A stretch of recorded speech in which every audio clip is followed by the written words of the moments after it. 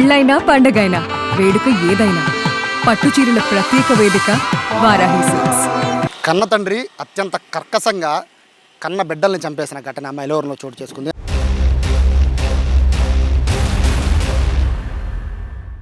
ఆ వెనకాల కనబడుతున్న ఇంట్లో అది కూడా వాళ్ళిద్దరిని హత్య చేయడం అంటే అత్యంత దారుణంగా కిరాతకంగా చంపేశాడు. అసలు కన్న తండ్రి ఎందుకు చంపాడు అనే విషయం ప్రస్తుతం అయితే పోలీసులు ఎంక్వైరీ చేస్తున్నారు. కానీ ఆ ఘటన వింటూ ఉంటే నిజంగా అందరి హృదయాలు కూడా ద్రవించేస్తున్నాయి. ప్రస్తుతం మనం చూస్తున్న ఇల్లు ఏదైతే ఉందో ఇదే ఇంట్లో వారం క్రితం అంటే జరిగిన సిచ్యువేషన్ కరెక్ట్గా చెప్పాలంటే నిన్న వాళ్ళ తాత ఎవరైతే పిల్లల తాత ఉన్నాడో వాళ్ళ తాత వచ్చి పిల్లలు కనబడడం లేదంటని తలుపులు తాళం వేస్తుంటే ప్రతిరోజు వస్తుంటే కనబడట్లేదంటని చూద్దాము ఇక్కడ ఏదో స్మెల్ వస్తుందని చెప్పి ఆ కిటికీ తీశారు. ఆ కిటికీ తీయగానే అందులో ఇద్దరు పిల్లలు కూడా లోపల నిర్జీవంగా పడి ఉన్నారు. సో ఆ తాతకి డౌట్ వచ్చి అది పిల్లలా కాదా అని చెక్ చేసుకోవడం కోసం చుట్టుపక్కల వాళ్ళు సహాయం చేసుకుని తలుపు రకాలు కొడితే అక్కడ చిన్నపిల్లలు ఇద్దరు ఉన్నారు. 5th క్లాసు అలాగే 6th క్లాసు చదివే ఇద్దరు పిల్లలు ఉన్నారు.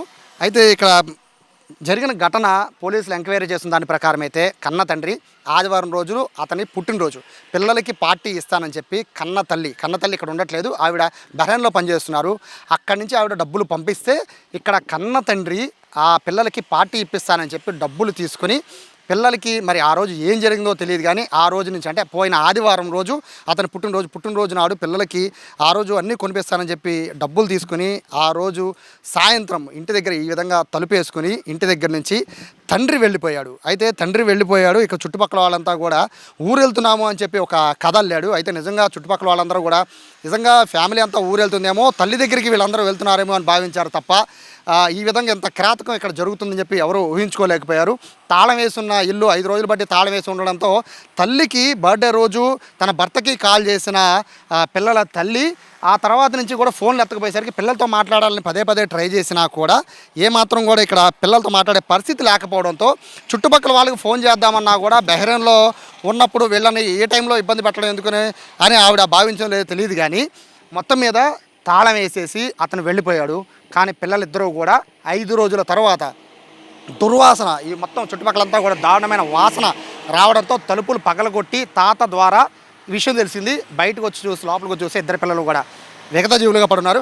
ఆ వీడియో ఉంది కానీ అసలు ఆ వీడియో చూస్తే మీరు చాలా సున్నిత మనసులు ఏమాత్రం తట్టుకోలేరు. సో ఆ వీడియో వేయలేకపోతున్నాము కానీ చాలా దారుణంగా ఉంది. లోపల ఇద్దరు చిన్నపిల్లలు తన తండ్రి బర్త్డే రోజు సరదాగా మమ్మల్ని బయటికి తీసుకెళ్తారని పిల్లలు అనుకున్నారు కానీ తన తండ్రి తమ పాలిట మృత్యుపాసంగా మారతాడని పిల్లలు ఊహించుకోలేని పరిస్థితి కనబడుతోంది. ప్రస్తుతం అయితే పిల్లల పోస్ట్ మార్టం అయితే జరుగుతున్న నేపథ్యంలో రెగ్యులర్గా ఇక్కడికి వచ్చి పిల్లలు పక్కనే కాబట్టి ఇక్కడికి వచ్చి రెగ్యులర్గా ఇక్కడ చిన్న తినుబండారాలు కొనుక్కుంటూ ఉంటారు. వీళ్ళు కూడా పిల్లలతో చాలా సరదాగా గడుపుతూ ఉంటారు. మా నమస్తే, ఈ పిల్లలు ఎప్పుడు కనబడారు మీకు లాస్ట్? మాకు లాస్ట్ అయితే శుక్రవారం గురువారం అలా కనపడ్డారండి. కొనుక్కున్నారు. ఊరు వెళ్తాను అన్నారు కమ్మ, వెళ్ళలేదేంటంటే రేపు వెళ్తున్నామా అంటే అన్నారు. ఇంక మేము సండే 2 అలా కట్టేసాము. విజయవాడ వెళ్ళాము. సోమవారం నుంచి మామూలు షాప్ తీసాం. ఇంకా వాళ్ళు కనపడలేదు. ఊరు వెళ్ళారేమో అనుకున్నాము. ఇంకా తాళం ఎప్పటి నుంచి వేస్తుంది? ఆ రోజు నుంచే వేసిందంట. అంటే వేరే వాళ్ళు డబ్బులు ఇచ్చిన వాళ్ళు చూస్తే తాళం వేస్తుందమ్మా ఎక్కడికి వెళ్ళారంటే ఇలా ఊరు వెళ్తాను అన్నారండి, వెళ్ళారేమో అన్నాము. ఇంకా వాళ్ళ తాతగారు కూడా వచ్చి ఎక్కడికి వెళ్ళారమ్మా తాళం వేస్తుందంటే ఊరు వెళ్తానన్నారండి, వెళ్ళారేమో అని అదే చెప్తున్నా. వాళ్ళు చెప్పిన మాట ఇంకా నేను అదే అనుకొని. ఎలా తెలిసింది విషయం? అంటే ఇద్దరు పిల్లలు చాలా సరదాగా ఉండేవాళ్ళు అని తెలిసింది కదా, ఎలా తెలిసింది విషయం మీకు? మాకంటే వాళ్ళ తాతగారు వచ్చి రోజు అడుగుతున్నారు. నిన్న కరెక్ట్గా 1 గంటకు అలా వచ్చారు. అమ్మ వచ్చారంటే నాకు తెలియదంటే నాకైతే కనపడలేదంటే చూశాడు. స్మెల్ వచ్చిందంట. వెనక నుంచి కిటికీ తోసేసేపటికి పిల్లలు ఉన్నారంట లోపల. ఆయన కర్రతో ఇలా నెట్టితే ఏమి సోయలేదంటే ఏడుస్తూ వస్తే మా వెనకాల కుర్రోళ్ళు ఇద్దరు వచ్చి తలుపు నెట్టి చూడంగానే వాసన వచ్చేసింది. పిల్లలిద్దరు అలా పడిపోయి ఉన్నారు. అందరూ బయటకు వచ్చేసాం. స్మెల్ బాగా వస్తుందని బయటకు వచ్చేసాం. తాళం వేస్తున్న రోజు నుంచి అంటే తండ్రి ఆ రోజే ఇక్కడి నుంచి పరారు అయిపోయి ఉండాలి. అదే అనుకుంటున్నాం అండి. ఎందుకంటే ఉంటే ముగ్గురు ఉండాలి. ఆయన 2 పిల్లలే ఉన్నారు. మరి 2 పిల్లలు అంటే ఇక ఆ పిల్లల్ని ఏదో చేసి తాళం వేసి వెళ్ళిపోయారేమో అని అందరికీ అదే అనుకున్నారు. స్మెల్ చాలా దారుణంగా వస్తుంది. అంటే బాడీలు తీసి పోస్ట్ మార్టం చేస్తున్నా కూడా ఇక్కడికి స్మెల్ ఇంకా వస్తుంది కదా, అంటే మీకే అనుమానం రాలేదు ఇంత దారుణంగా స్మెల్ వస్తుందని? నిన్నటి నుంచే స్మెల్ వచ్చింది మాకు. మేము ఏదన్నా చనిపోయిందేమో, పందికొక్కలు అలా కుక్కలు ఉన్నాయి కదా అని తీసుకొచ్చాము. మొత్తం చూసుకుంటూ వచ్చాము, ఏం కనపడలా.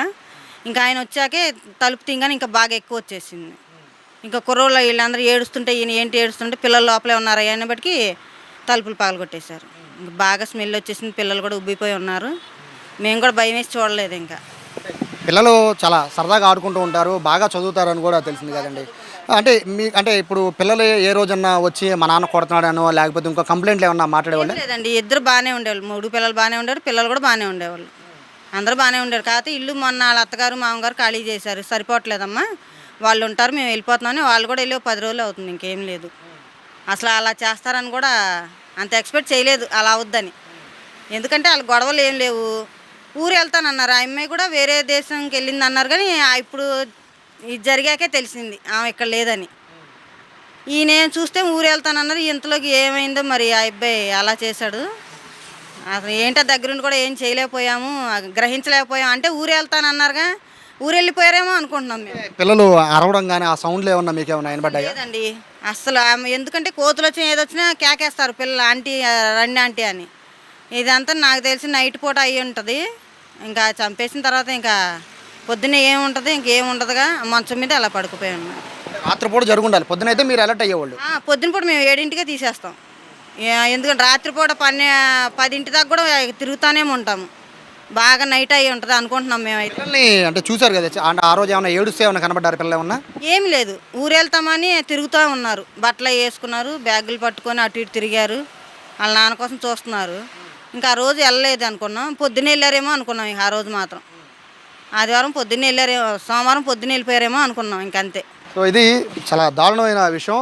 ఆ రోజు కన్న తండ్రి బర్త్డే, ఆ రోజు ఊరు తీసుకెళ్తానని చెప్పి, అలాగే ఫుడ్ తినిపిస్తానని చెప్పి పిల్లల్ని ఈ విధంగా చంపేసి, అంత దారుణంగా చంపేసి ఇక్కడి నుంచి వెళ్ళిపోయాడు. అయితే ప్రస్తుతానికైతే ఆ కన్న తండ్రి గురించి వెతుకులాట అయితే మొదలైంది. కానీ ఒక లెటర్ ఉంది, ఆ లెటర్లో పిల్లల్ని ఇద్దరిని చంపేశాను, నేను కూడా ఫెర్రీ దగ్గర ఉన్న కృష్ణానదిలో దూకి చనిపోతున్నానని చెప్పి లెటర్ ఉందని చెప్తూ ఉన్నారు. అయితే ఆ లెటర్లో ఉన్నట్టుగానే నిజంగా కృష్ణానదిలోకి వెళ్ళి ఆత్మహత్య చేసుకున్నాడా, లేదా ఇద్దరు పిల్లల్ని చంపేసి తప్పించుకోవడానికి ఇటువంటి లెటర్ రాసి వెళ్ళిపోయాడు అనేది ప్రస్తుతం అయితే పోలీసులు ఎంక్వైరీ చేస్తున్నారు. మొత్తం మీద అత్యంత దారుణంగా, మనం ఎట్లా ఉన్నా పర్లేదు, మనకున్న అప్పులు కానీ లేకపోతే ఆర్థిక పరిస్థితి ఎట్లా ఉన్నా పర్లేదు, కానీ కన్న పిల్లలపైన ఈ విధంగా ప్రతాపం చూపించడం అనేది ఇక్కడ ఉన్న వాళ్ళందరినీ కూడా కలిసివేస్తుంది. ఏదన్నా ఉంటే భార్యాభర్తలు చూసుకోవాలి, లేదా వేరే విధంగా చూడాలి, కానీ పిల్లల్ని చంపేయడం ఏంటి అనేది ఇక్కడ ఉన్న వాళ్ళంతా కూడా ప్రశ్నిస్తున్న పరిస్థితి కనబడుతుంది.